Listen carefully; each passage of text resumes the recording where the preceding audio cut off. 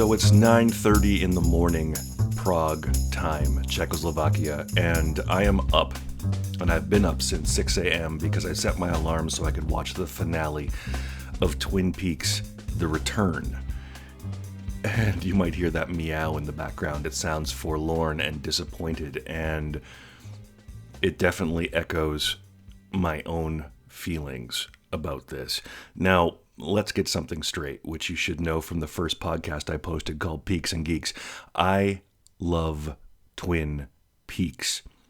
I've loved it since university years, over 25 years ago when I first watched the series, when it gripped me with its mood and its characters and its intense emotion and its absurdness and its quirkiness and its strangeness and its drama and its larger themes, the echoes of goodness and evil and the plane on which they collide, blah, blah, blah. The point is, I'm not coming at this from expectation.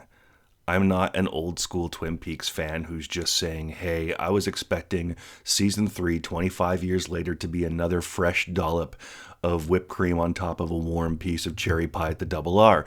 That's not what I'm saying. This is a free-form rant. This is not going to be a pre-written piece. This is not me trying to be clever. This is just a moment of rawness, of raw reaction to something that I did invest a great deal of myself in over the years. It had a very real effect. I watched the original series as it aired.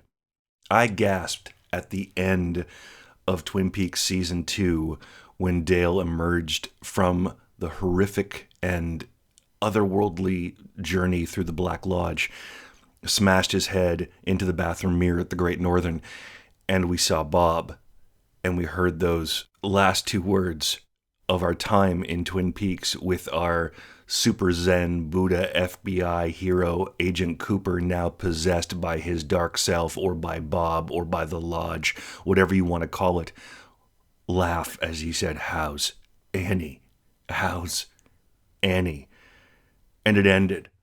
I was chilled by this. And then Fire Walk With Me came.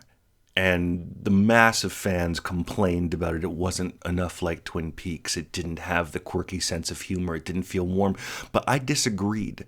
I loved it. Not only did I watch the original series through on TV, I watched it through on VHS at least 12 times. I watched it through on DVD another 8. I've seen it online so many times. And Fire Walk With Me, to me, was perfect. It was the evolution of what Lynch wanted to bring to the series because he loved Laura Palmer so much. This wasn't a story about Dale Cooper anymore. This was always a story about Laura, about a young woman whose trauma and abuse and passionate heart combined together to create this epic tale, this almost modern horror fable of what it means to be alive in the world and to be vulnerable and to be taken advantage of by forces beyond our comprehension. Fire Walk With Me I saw 16 times in the theater. I bought the VHS as soon as it was available, and I watched that another, at least 20 times. I've seen it on streaming. I've downloaded HD versions. I've gone back for theatrical re-releases. I signed every single petition to get the hour and a half of missing pieces made available to fans in a future edition, which finally came true before the announcement of the new series.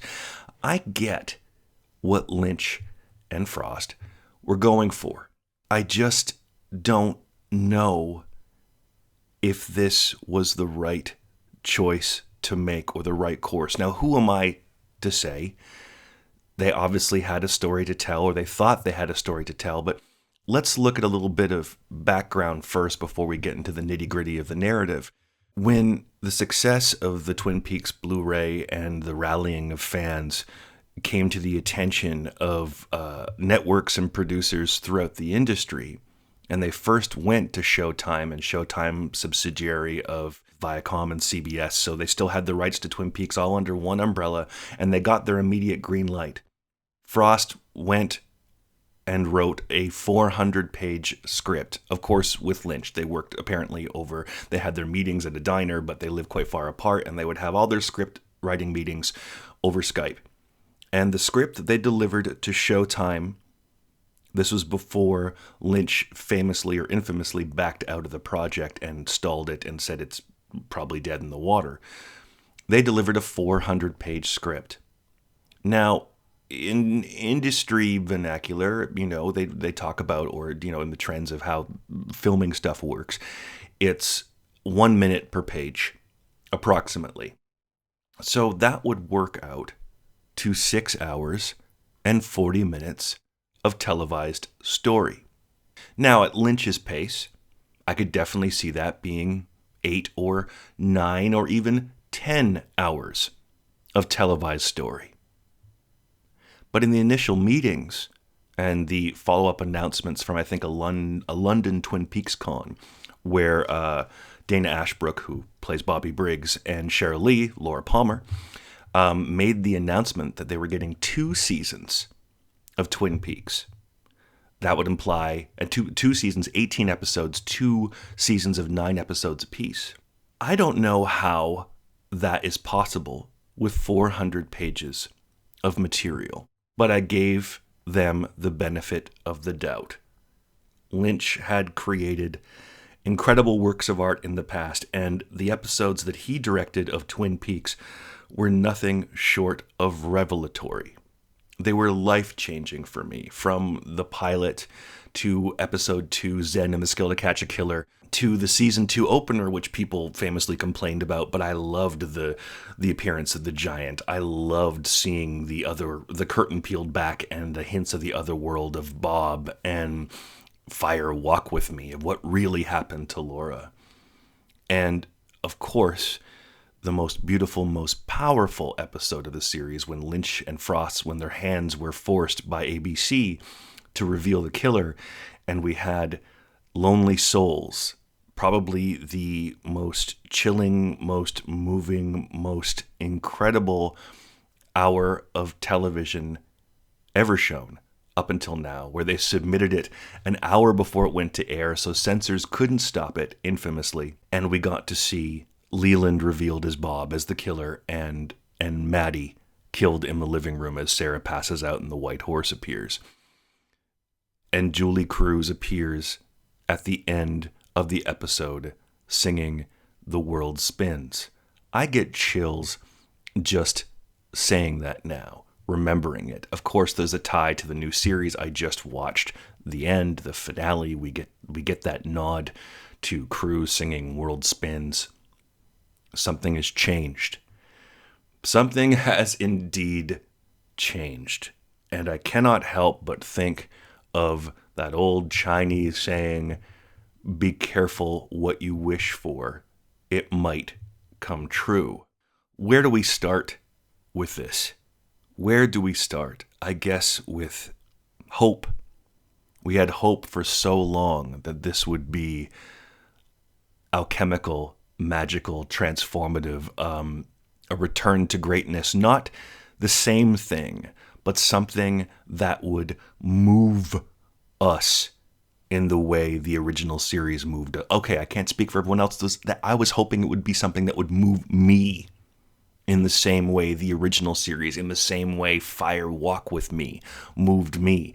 And people, of course, they had their complaints in the beginning about the original series. Oh, season 2 was too slow and it didn't reveal the killer. And then when it did, it went downhill because there wasn't a plan. And then that ending was absolutely crazy. I stuck with it and loved it. Then they complained about Fire Walk With Me. This wasn't Twin Peaks. It was so dark. It wasn't... No, I loved it. And it is since, revisionist history, huzzah, critics have come around 25 years later and see Fire Walk With Me as a masterpiece of modern horror, as I always felt it was. If you watch that final scene in the train car, as the strains of Cherubini's Requiem in C minor rise and Leland screams, "No, don't make me do this, no," and is forced to kill his daughter. If you aren't moved by that, check your fucking pulse. That's powerful, powerful stuff. David Bowie wackiness be damned. Every character mattered. Even the stupid ones in season 2. Everyone had a purpose. And that is my problem with The Return. I started watching and I held hope. Those first 2 episodes intrigued me. They really did. The glass box everyone speaks of. A mirror to our action of watching TV, of just sitting and staring and waiting for something to happen. It's kind of funny now. It really does feel like an epic trolling. There was something, though, from the start. Not those first moments in the White Lodge with the giant or the fireman. When the code was laid out, 4:30, Richard and Linda, 2 birds with 1 stone. It's in our house now. I was there. I was there for the ride, even with the change of little Michael Anderson and his problems with Lynch, his craziness, turning him into a tree, the brain tree, evolution of the arm. I could get through the clumsy dialogue of Frost, and let me assure you, the dialogue throughout Twin Peaks: The Return has been clumsy and broken at best, with everyone constantly saying each other's names. Hi, Albert. Hi, Gordon. I'm concerned, Albert. I hear you, Gordon. How about you, Tammy? I'm not sure, Gordon. What do you think, Albert? Let's ask Diane. It drove me crazy. You know you've got a problem when the best chunk of dialogue that makes you feel something from the entire new run was Wally goddamn Brando. I still watch that scene of Michael Cera's and I smile because the character made me feel something. I didn't feel much other than hope, other than anticipation, other than that's a breathtaking visual. That's an interesting idea. I wonder why he's shooting everything wide. Is that to save time? They're not using Angelo Badalamenti's score. I guess there's a reason for that. Oh, that's right, because that music relates to the old Twin Peaks, and Lynch is trying to say something that we're no longer in Twin Peaks, but maybe when we get back, we'll hear the music again. And there were a few nods to that, especially with Bobby seeing Laura's photograph early on. But that's something that really struck me too.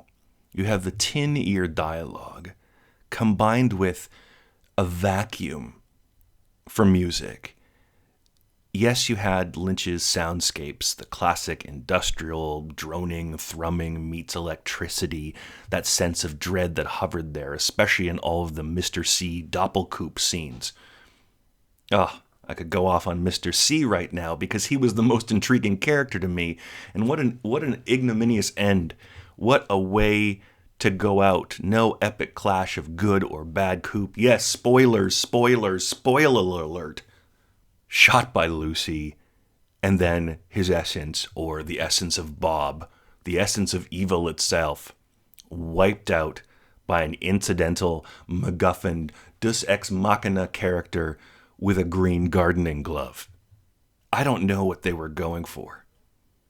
And if the entire series was like this, stuff happens, let's make this happen, let's not care. Let's not create an environment where we are emotionally connected to what's happening to the characters, where we aren't using sound and light and color and emotional objectives to draw people into the world, but instead keep them at a distance. If that was the experiment for the entire thing, then it would at least feel uniform, and I could understand. I could live with the long scenes there to stretch time and make it 2 seasons long because that was the contractual obligation. But then we come to episode 8. Got a light. I can bitch about where The Return fell short. I can complain that characters felt like 2D cutouts of themselves, that everybody was a tulpa or thought form projection. And maybe that's what Lynch and even Frost are trying to say. That these TV shows, these dramas that we make, these characters aren't real. It all is just illusion. That we have created these thought forms to act out these morality plays. Maybe they're trying to be clever and do something. Maybe this is Lynch's big statement before he dies because he's getting old and he wants to talk about the life he has lived. Is this 2D tulpa-esque existence, and he's about to move to the true world, the real world behind the veil, or a parallel world beside. We'll get to that with the ending. If it was all just surface like this, maybe I could have accepted it and winked and grinned with them along the way. But episode 8 was one of the greatest hours of television ever screened, ever made, ever shared with a mainstream viewing audience in this format. The use of sound and light and color created such a sense of just so much feeling of primal, archetypal, existential. There aren't enough adjectives to describe what that was capable of making an audience feel. Diving into the heart of the Trinity explosion, going straight into the realm of evil itself, into the womb of it, with the mother figure, the experiment, vomiting evil into the world, and getting to see Bob encased in that globule, that egg of himself. I have the fury of my own momentum, as the line goes from the cutscene in Fire Walk With Me. The woodsman, the dark woodsman, who at first we see just hinted at through the series near Bill Hastings' cell and walking down the morgue hallway, and then to see them fully fleshed emerging into the world, landing upon the desert sand. The platters, my prayer, putting everyone to sleep as the woodsman speaks over the radio after killing people by crushing their heads. This is the water and this is the well. Drink deep and descend.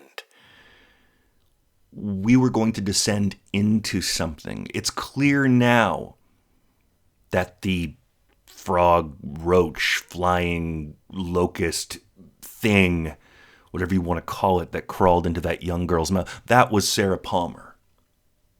Evil had infected Sarah Palmer. And the boy she had walked with was indeed Leland. But he was not yet infected by anything, at least it did not seem. The original series spoke of his time on Pearl Lakes as a child and how his grandfather had, quote, opened him, unquote, and Bob had come into him. A classic description of abuse. And yet, evil crawls into a little girl, into a mother as well. This cycle of evil with women, the way it was portrayed through the entire series, and please, I'm the last in the world to wave the feminist flag, but women were two-dimensional throughout. Please, let's talk about Krista Bell as Tammy, and then let's echo Diane's words of fuck you, Tammy. Yes, David, we get the fact that you love leggy, sexy brunettes, that blondes tend to be evil in your world, wearing red shoes to imply this witch-like dark sensuality your Wizard of Oz nods. We get it. And yet, I still held out hope after the genius of episode 8, after the sense that there was a larger game of chess being played with universal pieces. This is a nod, again, back to the original series. I'm not sure whether Frost or Robert Engels, who wrote Fire Walk With Me, wrote the episode where Dale Cooper is being relieved of his FBI badge. And he's speaking to his superior and speaks of he's seeing beyond the edges of the board, beyond the game, to the sentience of animals, the wind in the trees, to something greater, much greater than this illusion we're living in, than this game he is trapped in. Episode 8 brought back feelings of this for me, that what this series, Twin Peaks The Return, and the entirety of Twin Peaks, with the golden orb of Laura being sent down to save us all, to balance the equation for the dark globule of Bob that had been brought into our world.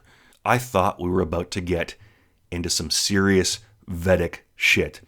The Upanishads. I thought this was going to be a war of gods and demons. And maybe it is, the spiritual mound of the finger, these dark woodsmen transferring us to different planes of existence, the sense of our forms changing, David Bowie becoming the magic teapot, tulpas, the shadow of Diane, but still having the memories of the real Diane, the shadows of Cooper, Mr. C, and Dougie, plain goodness and compassion versus raw will and force and agency.